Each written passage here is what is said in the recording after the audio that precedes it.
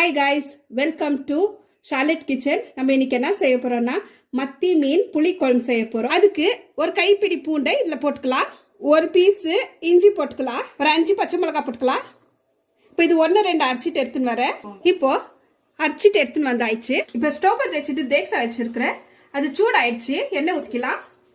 இப்போ அரைச்சி வச்ச இஞ்சி பூண்டு பச்சை மிளகாய் போட்டுக்கலாம். இப்போ இது நல்லா ஃப்ரை ஆகணும். கொஞ்சம் கருவேப்பிலை போட்டுக்கலாம். 2 பெரிய வெங்காயவே இப்படி கட் பண்ணி வச்சிருக்கிறேன், அது போட்டுக்கலாம். 2 பெரிய தக்காளியை பொடி அரிஞ்சு போட்டுக்கலாம். இப்போ இந்த தக்காளி நல்லா வேகணும்.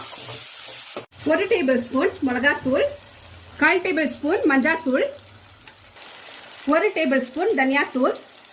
இதை நல்லா மிக்ஸ் பண்ணிக்கணும்.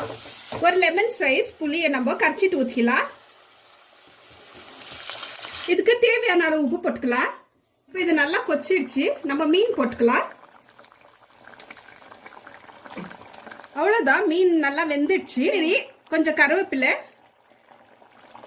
ஒரு பச்சை மிளகாய் போட்டு ஆஃப் பண்ணிடலாம். அவ்வளோதான் கைஸ், மத்தி மீன் புளி குழம்பு ரெடி.